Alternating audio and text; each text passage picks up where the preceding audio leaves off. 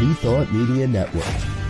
We are a global broadcast network of positive music, media, and entertainment, inspiring humanity's evolution along the journey of enlightenment and creating a world of love, peace, empowerment, and prosperity for all. New Thought Media Network. Positively inspiring.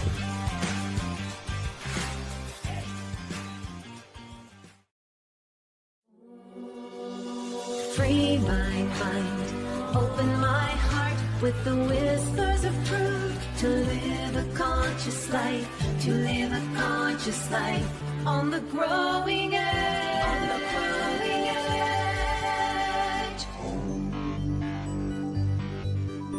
edge. And now, here's Ali.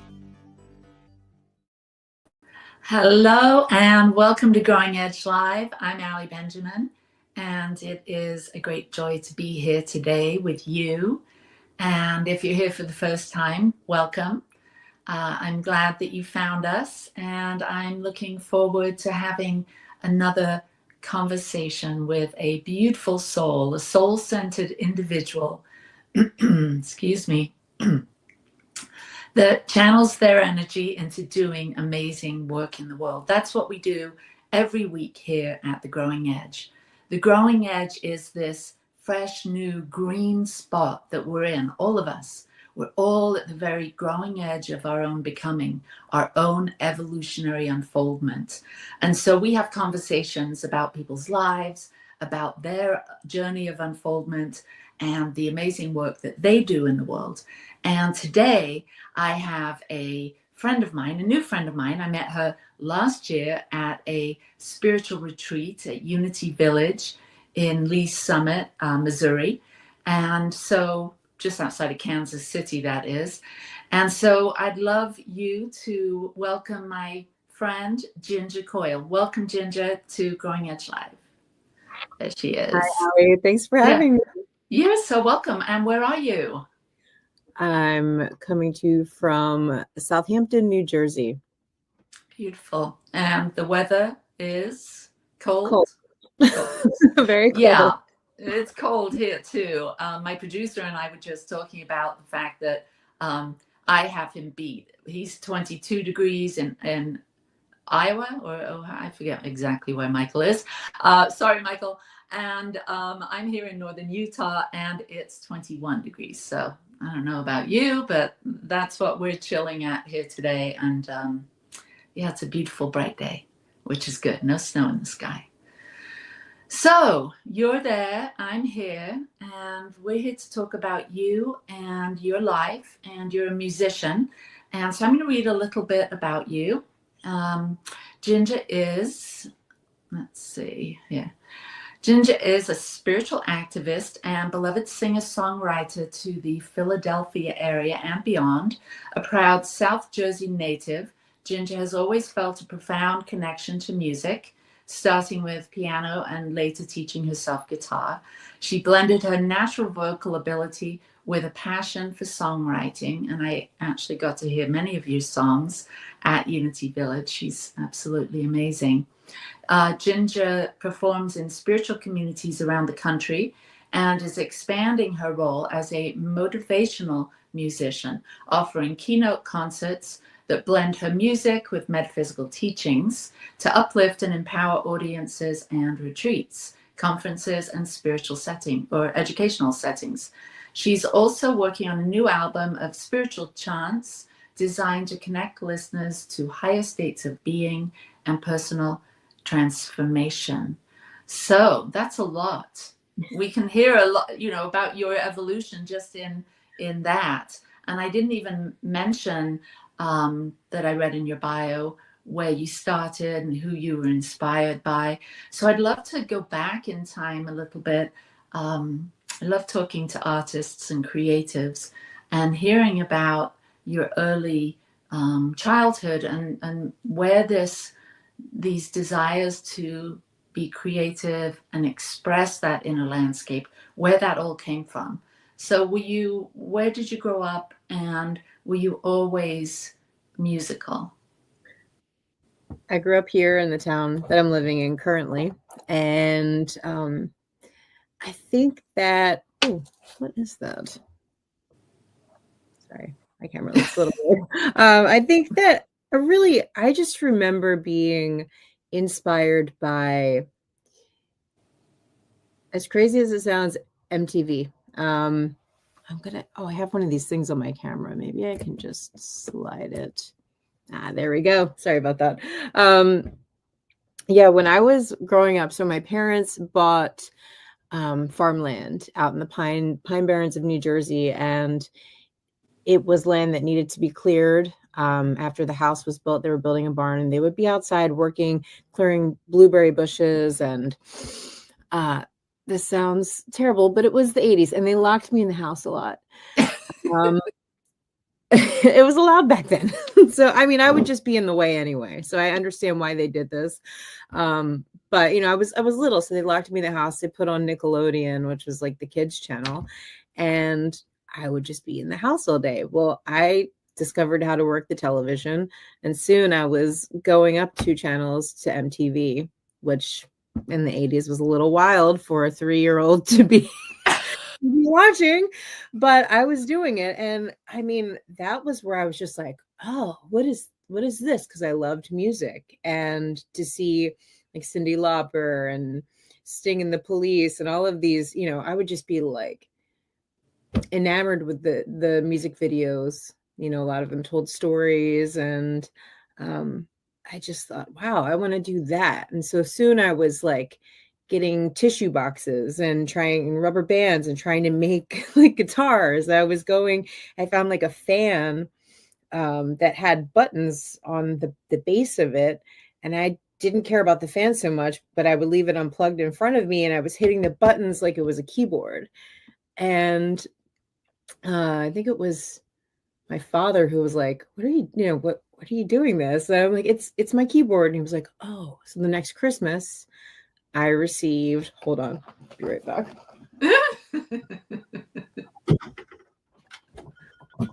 Oh my goodness. You still have This is not the original. Okay. This is not the original.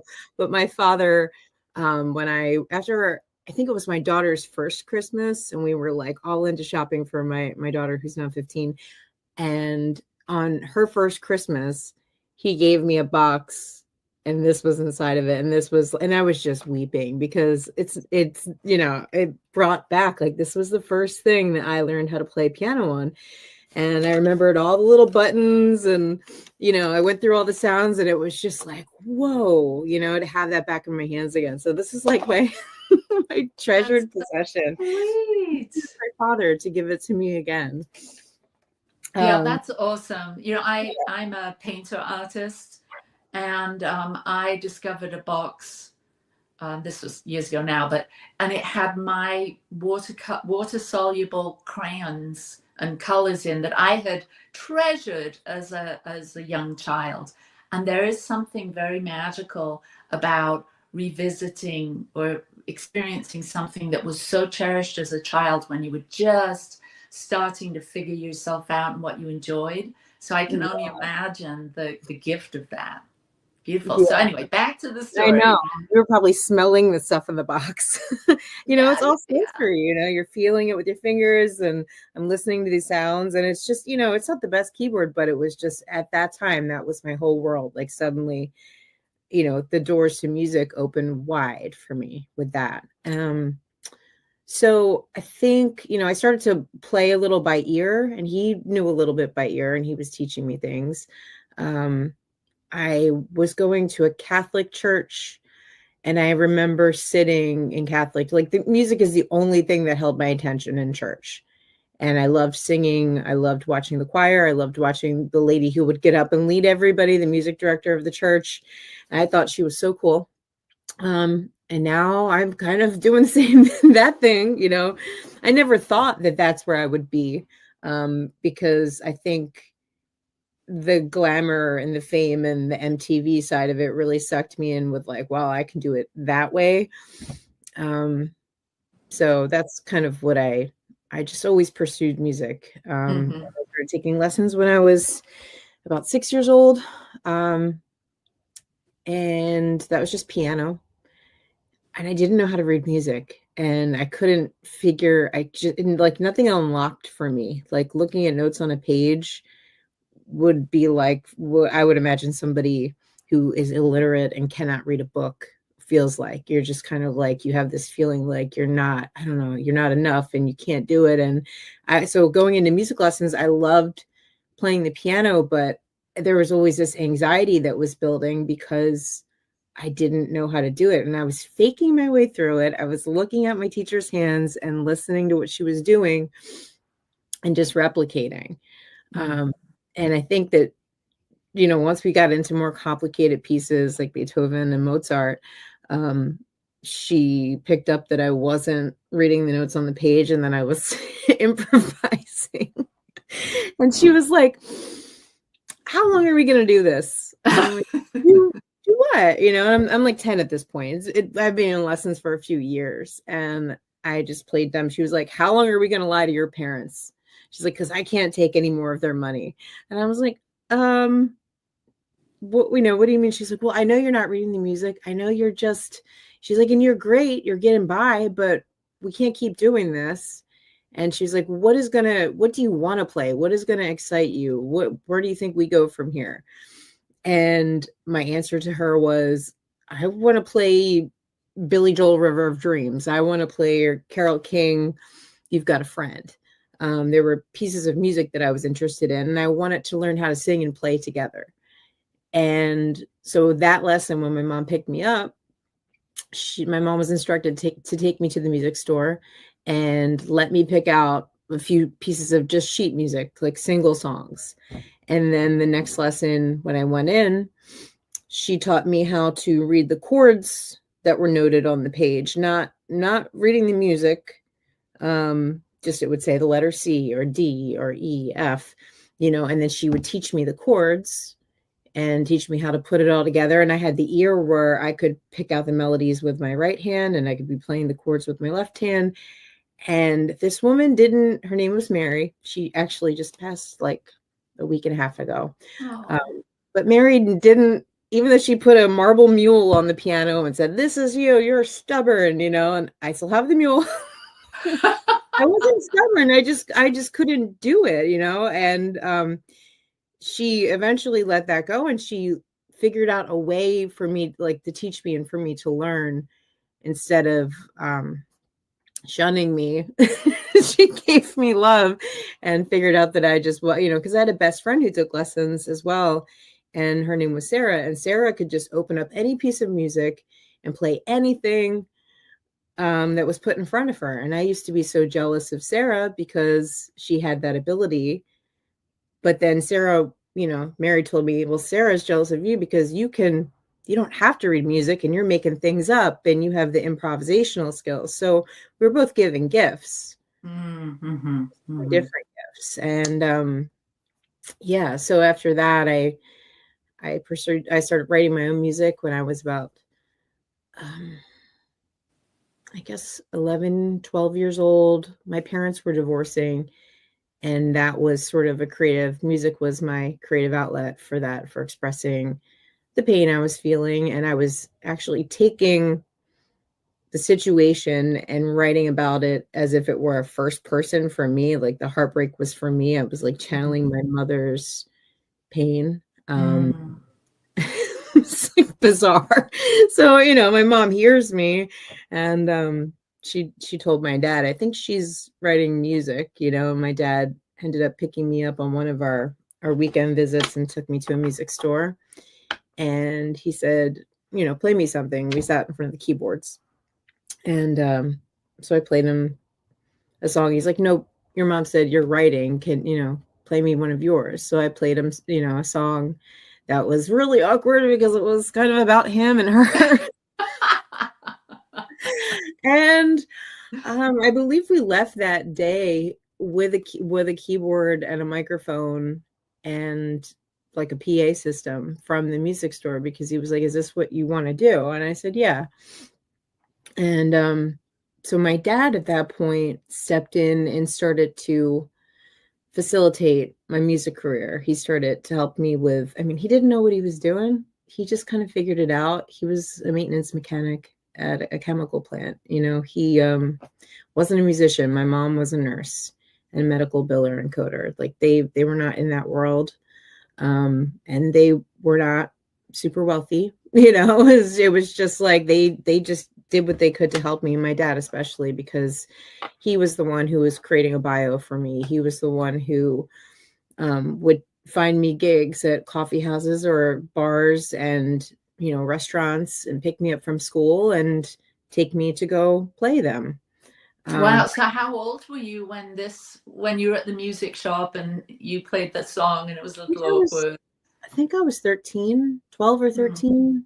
And then by the time I was in 8th grade, for my 8th grade graduation present, my father gave me the gift of studio time to record a couple songs that I had written. Oh, wow. And That must have been next level for you. It was such a big deal. It was, that was the most special thing he could have done. That was in 1998. So I graduated 8th grade, had a demo CD at that point, and my dad was actively getting it played on like local radio stations and using it to get gigs. And like, you know, I remember receiving a call by the time I was a freshman in high school. One morning during English class, they called me to the office and the secretary said, "You're not in trouble. Just letting you know your dad called and WXPN in Philadelphia played your song Truly Mine this morning." And I was like, wow, you know, so, and that's a big deal. They still play my music, and that's a station that still supports me. And, you know, it's that's so a big deal these are things that he did that I didn't have the resources, and he was just finding them and sending it wherever. And that sparked the fire that kept me going. Like I got the radio place, and then I want to write more songs. I want to do more. And he was, at that time, the music industry was a lot different. And, you know, he would have me going to like A&R reps, and I'd have showcases where I was showcasing my music, conferences where I could share my music with A&R reps and people from record companies to shop it, sort of. But it was always, I don't know, at that time, it was like I was more into like Tori Amos and singer-songwriters. And there was a big pop thing happening with Britney Spears and NSYNC, and everybody who's young was doing all of that stuff. And I wasn't that. So, you know, with me, it was like I would go on a showcase and people would be like, "Well, she doesn't really look, you know, can she lose some weight? Can, you know, these songs, can we make these a little bit more simple? Can we make these poppier?" And it just I just felt misunderstood. Right. Sounds like it. Yeah. So in high school, I was in musicals, I was in choir, I was in a band. And then I got to be graduation. I hadn't applied to any colleges because I was already gigging out at that point. And I had my mind made up that I was a musician. Why did I need to go to college? And my mom was concerned. Like she was really concerned. And my dad was more on like, "No, she's doing this. Let's let her do it." You know, like she can always go back to school. She can always change her mind or change her direction. And my mom was really hell-bent on me having a backup plan. And so my dad and my mom came together and they had some sort of a compromise. And what they presented me with when I was 18 was, "You have 1 year to prove to us that you are serious and you're going somewhere with this." So then I was like, okay, no pressure. I'm like on this mission now. And really, it's funny though. I don't remember it feeling like a lot of pressure. I just remember it feeling like, "Oh, I'll show you." Yeah. You know, it's my mom, like, "Wait and see what happens next." Yeah, and at least you didn't have to go to school, right? Yeah, and I felt like, you know, a lot of my friends were going to school, but they had no idea what they were doing. A lot of them didn't have direction. A lot of them were just doing it to go through the motions of it. And I just saw no point in that. I really didn't, because I knew in my heart what I felt, what my purpose was.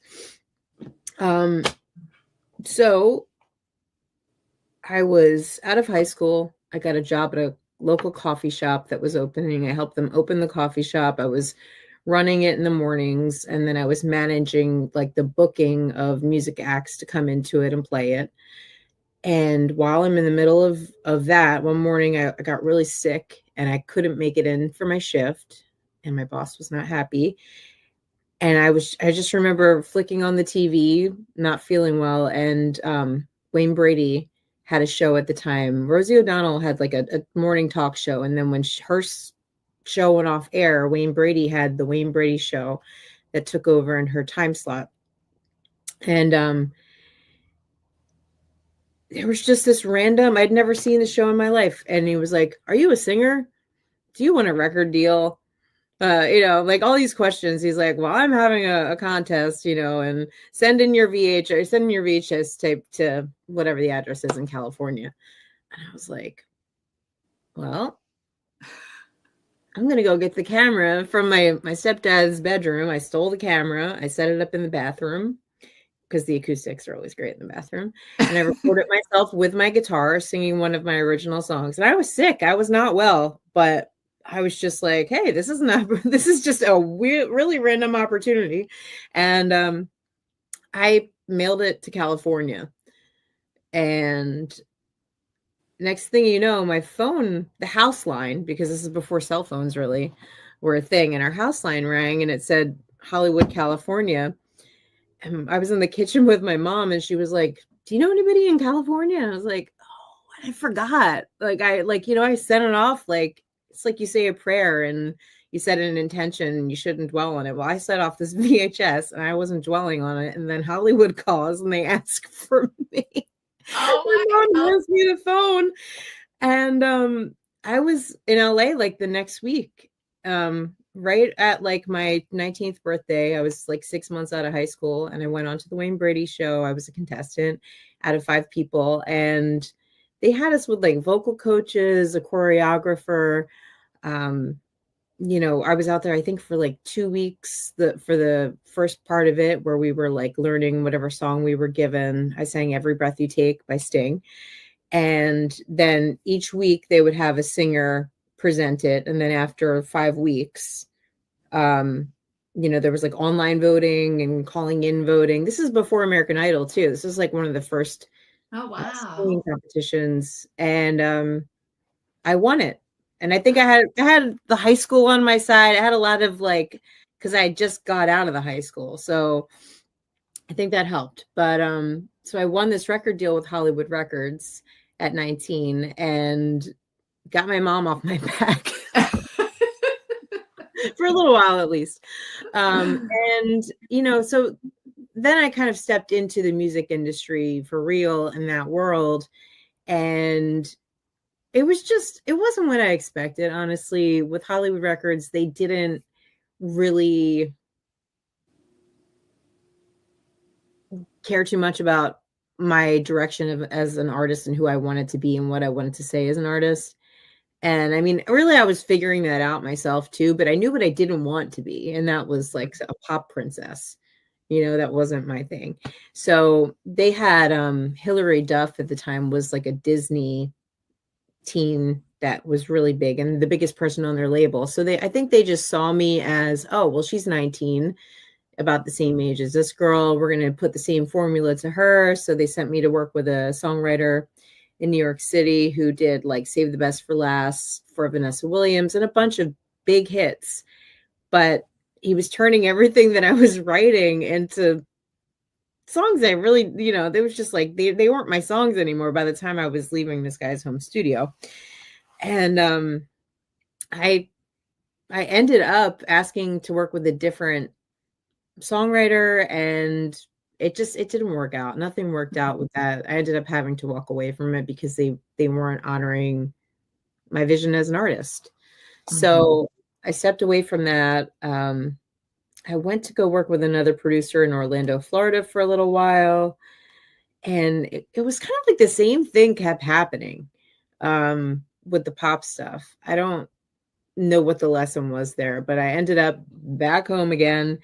And one of my friends from high school, who was kind of rapper producer, he was working at a studio in New York City called the Hit Factory that John Lennon worked out of. And I mean, it was just like big. It was a really big studio, and he was interning there.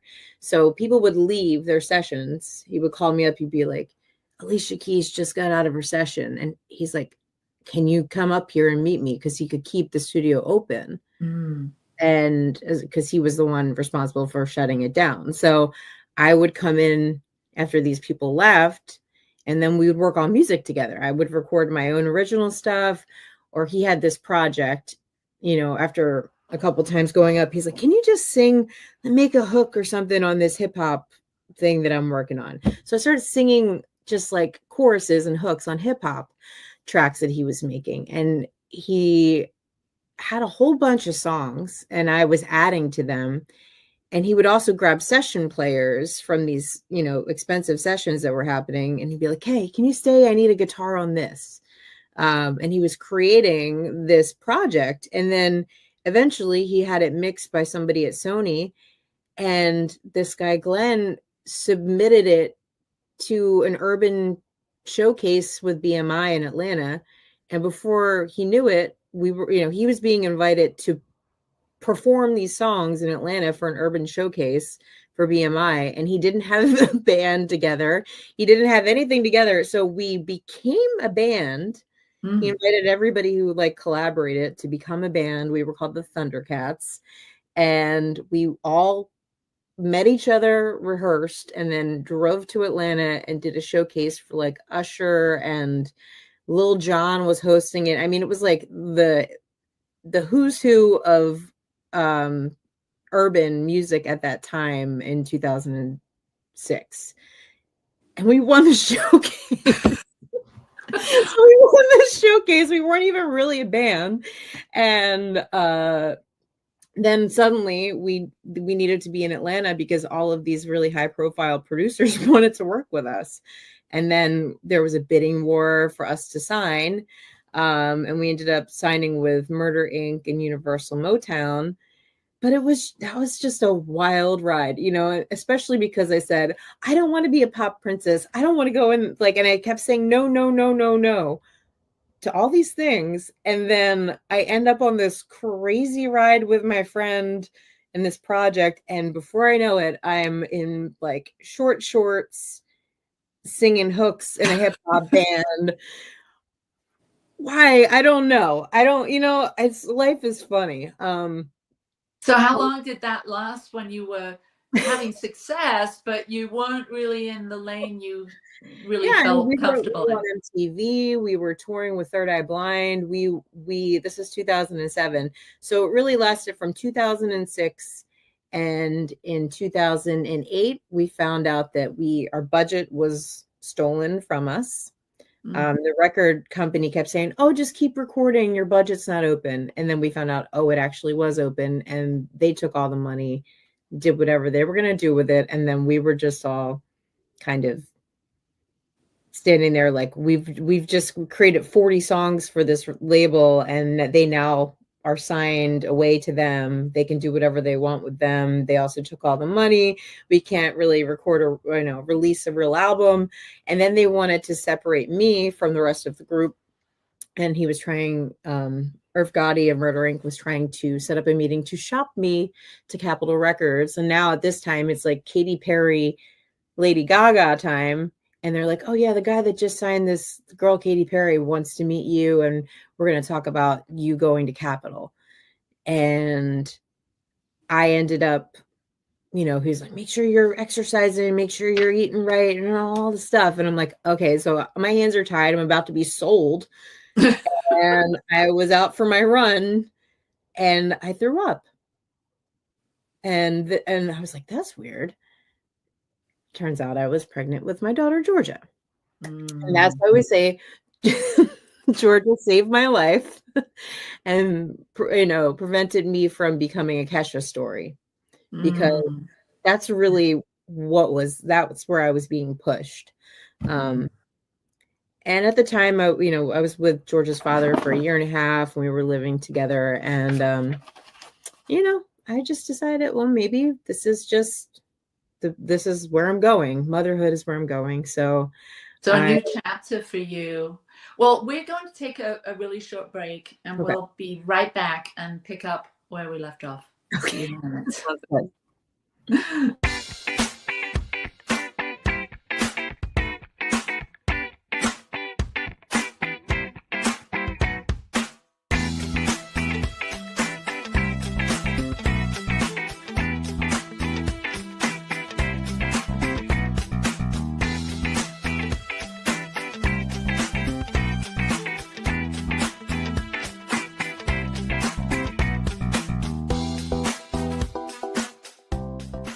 Please help us say thank you to our organizational sponsors, including the Hefferland Foundation, Affiliated New Thought Network, International New Thought Alliance, Science of Mind Archives and Library Foundation, Center for Spiritual Living Denver, Center for Spiritual Living Midtown, New Thought Philadelphia, Planned Happiness Institute, Summit Center for Spiritual Living, One Heart Retreats, Center for Spiritual Living on the Lake, Unity Kitchener, Unity Spiritual Center Ottawa, Om Center for Spiritual Living, Satya Center, Begin Within Ministries, Center for Spiritual Living North Jersey, Unity of Savannah, and the Center for Spiritual Living Seattle, as well as all of our individual donors. Thank you for being part of the New Thought Media Network. Please like, share, and subscribe. New Thought Media Network, positively inspiring. New Thought Media Network proudly presents the 2025 season for Nonviolence Meditation Series, January 31st through April 4th. Embrace nonviolence every day with our 64 unique video meditations. Join us at 6 a.m. Mountain Time or watch anytime on our YouTube channel. Featuring a collection of New Thought voices, the 2025 season for Nonviolence Meditation Series. Only on New Thought Media Network, January 31st through April 4th.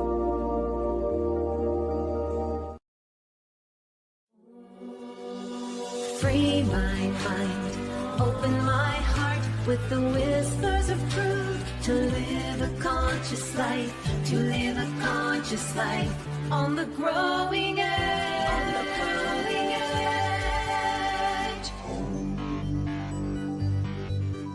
edge. And now, here's Allie. We're back with Ginger Coyle here, and we're talking about her music roots and her early career, or the dance that you played with this wild and crazy industry. So how did you were pregnant, that started you in a whole new direction. What happened? How did you say goodbye to that world? Was it easy, quick, and moved on, and how did you keep in tune with your creativity and your music, being pregnant and entering this new stage? That's a great question, because I have to say that, after I was 25 at that point, and I never planned on being a mother. I was just one of those, it's not something I dreamed of. Oh, when I'm a mom, no, when I get married, no, that was not me. I was just so hyper focused on trying to use my music to have a career. And it was all me. And then it changed to we. And I think that there was a lot for me to take in there. I think that the response from my parents was, my mom, I think, was excited and terrified, because she knew that I could barely take care of myself. And I think my dad, that there was a tinge of disappointment there, Mm. You know what's interesting though? I will say this. Thoughts become things, words become things. And when I was in the situation where their label was about to sell me off and I had this meeting scheduled, my father did say, just tell him you're knocked up. I was like, Dad, no. And he was like, well, maybe you'll get out of it. And I was like, no. And I was like angry at him for saying that. And then a couple weeks later, I was like, oh my God. Lo and behold. Like that's an interesting thing. So when I did call my dad and tell him that, I think he was absolutely speechless. And I think that there was a little bit of like, he was a little disappointed because he helped me all the way up until that point. And I think he was just like, well, what are you going to do now? I guess it's all over, that kind of vibe. And I think that, hearing that put me into the vibration of like, yeah, maybe it is all over. And I just I could not create. I just didn't touch any instruments. I didn't play guitar. I didn't play piano. I wasn't singing. I was just like, well, it's over. Even my music teacher, when I came back to New Jersey, because I was in Atlanta at the time, she was like, I'm about to retire. You can have all my music students now if you want. I'm like, I don't want to do that. And that kind of as I got closer to having Georgia, I realized that it probably wasn't over. I just needed to, become a mother first and then see what that felt like. And as soon as I had her, then I was just completely inspired to go back to my roots, go back to writing on piano and guitar again, because I was very much in a pop world where they were like, can you dumb that down? Can you take the vibrato out of your voice? Sing that more straight, make those words more simple. So now it was just like, okay, I'm going to go back. Let me retrace my steps and see where I lost myself, and I really had a lot to think about because I'm like, well, how do I want my daughter to see me on stage? Mm. And when she looks up at her mom, and that was kind of the new inspiration for my music, was like, I need to have a message and there needs to be it needs to be more purposeful. So I think that, motherhood was a big invitation for me to step into that as an artist. And because for a long time, all I did was write very egocentric, romantic love songs, heartbreak songs, and this had me thinking about a bigger picture and the state of the world. There's so many other things to sing about. Right. I think motherhood really does that. We start to, really consider, especially our children and how they see us and the biggest stage of life and what's really important. And so when you earlier on in the conversation, you talked about church and singing at church, and were you spiritual or religious as a child? And so you weren't really that. So did a spirituality blossom at this when you were pregnant and became a mother? So I was raised Catholic. When my parents were divorcing, I went through my confirmation and all of that when I was 14, but my mom was really bitter, and she was like, I don't care what you do. We're not going to church anymore.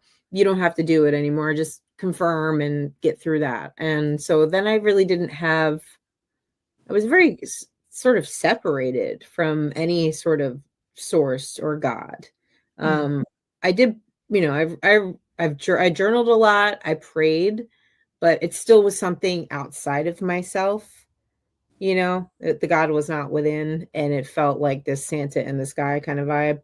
And it wasn't until when I was pregnant, I read A New Earth.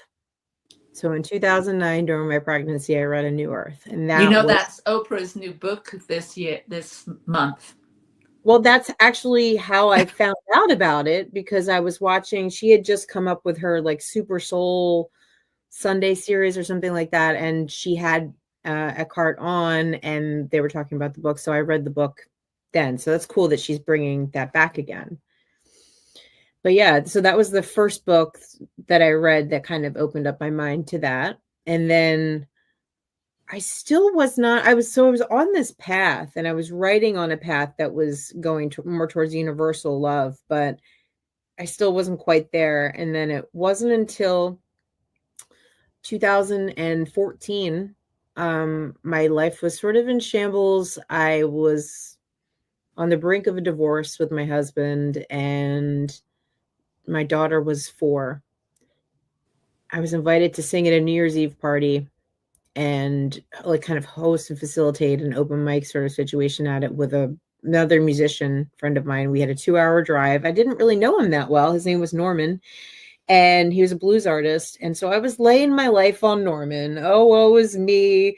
My husband, this, that. Things are looking really bad. The whole 2-hour drive. And then the whole 2-hour drive back. I did the same thing to him. And I didn't know this, but Norman was a science of mind practitioner. And Norman just let me talk and talk and talk and play the victim and blame. And then it got to be the end of our car ride. And he said, I want you to play a gig with me in 2 weeks. It could be a duo thing. You only have to play a couple songs, and it pays $100. It's not much. And I'm like, cool, where is it? And he's like, it's on a Sunday. I'm like, Norman, I'm not playing at a church. And he said, it's not really church. It's more of a, spiritual thing. And I was still on the fence about it. I still didn't give him 100% answer. And it got to be the week of, and he called me and he was like, hey, I was wondering if you want to get together to rehearse those songs. And I was like, I guess I'll do this, So he came over and he was explaining to me, we're doing more pop songs. And he's like, all right, we got to change these words around and make this line more positive. I'm like, okay. He's like, you can just sing Imagine. You do that one by John Lennon, right? And I'm like, yeah. He's like, you're just going to play Imagine. He's like, join me on these other 2. But it was interesting to watch him take secular songs and switch some lines around and change the language. So I was kind of like, watching what he was doing. We played the service, and I have never been, I'll never forget that day. It's just so welcomed, so loved, so appreciated. And I didn't know that communities like that existed. Wow. Where was that? What do you mind saying? Center for Conscious Living in Morristown, New Jersey. Oh, Carol Lawson's center. Yes. Oh, beautiful. And so she became, then I was on every other month with Norman playing as a duo. And then Carol Lawson became my first spiritual teacher, and I took foundations with her. And I finally found a place I could call home spiritually.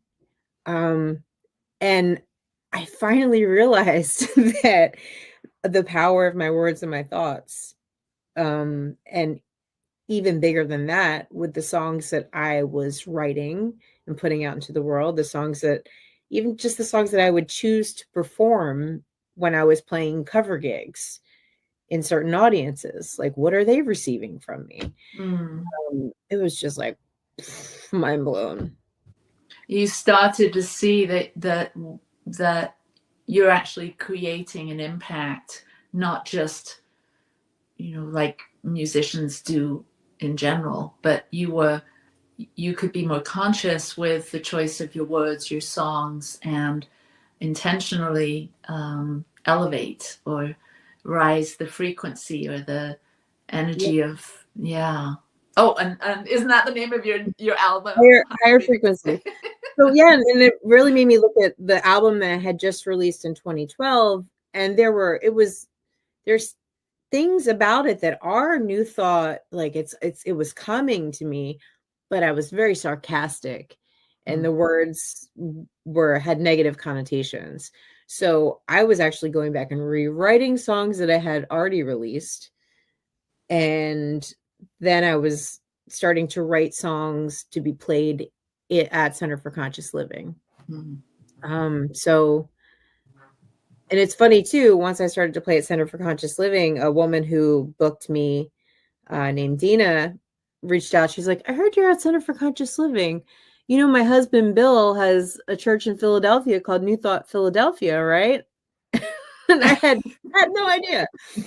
And so that led to me playing at Bill's church. And then it was just like one church led to another church. And now I'm at 5 or 6 different, between Philadelphia, New Jersey, and Delaware. I just bounce around every weekend and play at a different spiritual community. But they all inspired my album Higher Frequency, because I realized that with my words, with my songs, I could raise the frequency of the planet just by people listening to these songs, being inspired to raise their own personal vibration. So tell me about your creative process now in songwriting and music writing, now that you've taken a few years worth of classes and studied, and you are a spiritual practitioner, correct? I am 2 terms away. Oh, close. I'm almost there.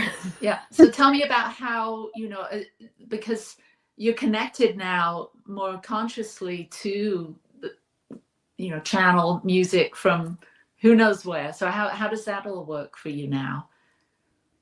It's so much easier for me now, because I really have, I feel like before my writing, I would be so concentrating, like so focused on what the audience was going to think. And I was in this mindset of like, oh, if this ever goes in front of a label, what is that person going to think? And what's everybody going to think? Now I'm in a whole different mindset where like, it's like, okay, how, I'm not even thinking about that. I'm completely letting myself and the thinking mind go. I drop into my heart space. And music for me is more of a meditation where I allow it completely to come through. And it is a place of no thought, really. It's just, I turn on the recorder next to me, on my phone. I just start recording as soon as something starts knocking at the door, and I let it in. And, I have recordings that you can hear the whole process, and the words just sort of come through. The music usually comes first, and then the words start seeping through. And then I make sense of it. And like, what is this about? What is the main idea? And I'll write it down in the center of a page, and then just start writing around that, spiderweb all the feelings I have around that. And then it eventually turns into a piece of music. But like, because I'm in these communities as well, every week I have a call with a reverend who's giving me a talk topic. And every week I'm sitting there going through my list of songs that could align with their talk topic to make their service the highest and best. But for instance, last week there was one on, just the newness of the year, letting old things go, inviting in the new. And I'm going down my list, and I had a couple that fit, but I didn't have enough for the whole service. And then I was just like, why don't I just write one? And it's really rare that I sit down with the intention to write, but I felt moved to challenge myself this past week. And I wrote a song on Wednesday, and then I sang it on Sunday at church, and it's becoming easier. It's really becoming a lot easier. Wonderful. So I have a few questions that I'm just starting. You're my first one. We've been doing the podcast for about over a year and a half now, and I'm thinking, like you just said, it's a new year. It's a chance to shuffle the deck and figure out some new ways. And so I have some questions, and I'd love you to finish. I'm going to say it, and then you finish. So I am. How do you finish that thought? A radiant point of light. Beautiful. My vision is clear and concise. My relationships are loving and kind. My philosophy is I can change my thinking and I can change my life. You are definitely a student of Dr. Ernest Holmes. Okay, so if you could sit with a master, someone that has really mastered their craft or their life or an enlightened being, who would that be? And if you only had one question, what would that be? Oh, this is so hard. Oh my goodness. Okay, from the music side of things, if you could sit with a master or someone that you really look up to as an artist, who would that be and what would you ask them? John This, Lennon. this guy back there. What would you ask him? I think I would ask him to write a song with me. I feel like, I mean, that's the thing. He's always hanging around, like always hanging around. He's one of these artists, or Bob Marley too, because he and Bob Marley, I feel like, pop into my sphere in different ways, randomly. And yeah, I would just, and Bob Marley comes to me in meditation sometimes. He tells me to get out of my own way.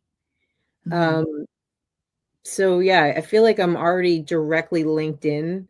Like Bob Marley, I feel like helped me write my song "Rise Up," which is a reggae song that came on his death day or birthday. I can't remember, but yeah, I mean, you know, there's so many great masters, and you know, besides music, you know, that's a whole nother thing to think about with musicians. Really, John Lennon, Bob Marley. And I also feel really, my confirmation saint when I was 14 was Saint Cecilia. And she is the saint of church music, like spiritual music, not just music. I thought, you know, I think when I was 14, I was like, oh, well, that's the only saint that's really related to music. So I'm going to go with her for my confirmation name. So my confirmation name is Cecilia. And then we were sitting at the Anton conference, actually, is when I discovered this. We were honoring the woman who had she did all the animal welfare work. I forget her name, but they said that she had a confirmation name of Francis, I believe it was, the patron saint of the animals. And then I was like, and then it hit me as I was sitting in the Anton audience. I was like, wow, mine was Cecilia. And then I went back to my room at lunch and I was Googling Saint Cecilia, and beyond music, she's the patron saint of spiritual music. And I just think it's hilarious that, like, you know, as a young child, I chose that. And then here I am now, full circle, went through the whole journey, and I'm currently in church music. So I feel like Cecilia has been with me the whole time, and she's probably like, girl, what are you doing? You know, like for so long. And yeah, so that's a beautiful connection. And the idea of a muse, you know, that we can sort of align with that, a role model or a saint or someone that has maybe not walked a path exactly like ours, but has some, you know, we have some connection to. I think that's a beautiful thing to develop. And to know that happened so long ago, you know, that it's almost like that your soul, that part of you that was never born and that would never die, you know, has already had this lifetime experience. And Saint Cecilia could be, you know, it could have been you in another life, or, you know, a higher dimension, or on your team, or helping you to channel those songs. I'd love to have heard that one that you wrote last week. Yeah, it's I think you will too, because that's kind of what's on the horizon, is creating another record that's more congregationals, more chants. And, you know, High Frequency it's more of a soul record. It's got like a 70s vibe to it. And it's not really a lot of the songs are not like sing-along congregational. So I've been creating a lot more of those, even for the Anton conference. You know, I had the download for the Boundless song, and I shared that with Anton. So that would be on it, on the CD that comes, and probably the song I just wrote. You know, so that's kind of where I'm at this year, is just I'm in the production phase of trying to get that record underway. So what is your growing edge at the moment? And I know you just shared that, and that's a lot about what you're working on now. But as you think of it in regards to your entire life, where you are right now with your kids, and you said you've got a move coming up. So what is your growing edge? If you look at it from that perspective of, I'm about to take a next step, what is your evolutionary growing edge? Well, I mean, I think that I'm moving, and I think that it's also like stepping into the motivational musician role, where I really want to take the music and I want to take these metaphysics, and aside from just putting out an album, go and inform people, whether that, inspire people and inform people of the metaphysics and how powerful they are, more than they think they are, more than a lot of them even are aware of, and taking that sort of these teachings and bringing them out into the world, doing speaking, and then also having songs that align so that I can be speaking, and then I'm putting in the music as well. And as a practitioner too, all of these things I'm learning, so I'm stepping into a whole new light. Music is just kind of a piece of it now. It's not the whole vision that I once thought it was. It's part of a much bigger vision. Yeah. Yeah. So what that future self that, a year from now, imagine that you've already done it. You're already her. What are the emotions and the feelings and the values that you have in that year from now, Ginger world? I think I'm going to feel really proud of myself, like when I look back on, especially talking about today, everything that I've been through. I don't really talk about the Thundercats and, how I was in booty shorts and all of that stuff. It's like when I really, really think about the long and winding road that's led to right here and right now, I think that I have become somebody who really knows myself. Mm-hmm. And I know my values. I know what I stand for.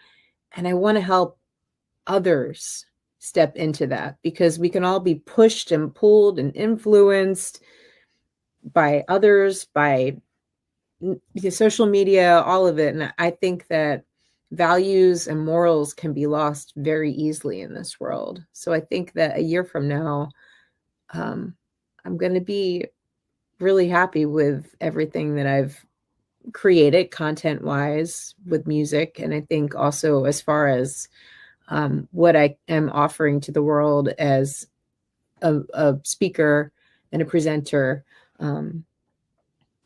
Well, myself and a practitioner. Yeah, you'll be a practitioner. You'll be this enlightened music guru. I don't know.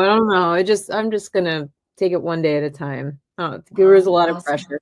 Yeah, it is. Well, scratch that. Anyway, thank you, Ginger, for being on the show today. It's been a really delightful conversation and getting to know you. And I look forward to seeing you at the retreat if you're going next year and buying your next album. Woohoo! All right. There. And the plan is that I have my new collection of songs with me to share, because that's the goal for this year, is to really focus on that. Awesome. Well, thanks again. And thanks everyone for watching. We'll see you next week for our Enneagram chat. And peace and blessings to you. Lots of love going out. And we're here at the Sati Center to support you. Thank you to New Thought Media Network. See you next week. Bye-bye. Free my mind, open my heart with the whispers of truth. To live a conscious life, to live a conscious life on the growing edge.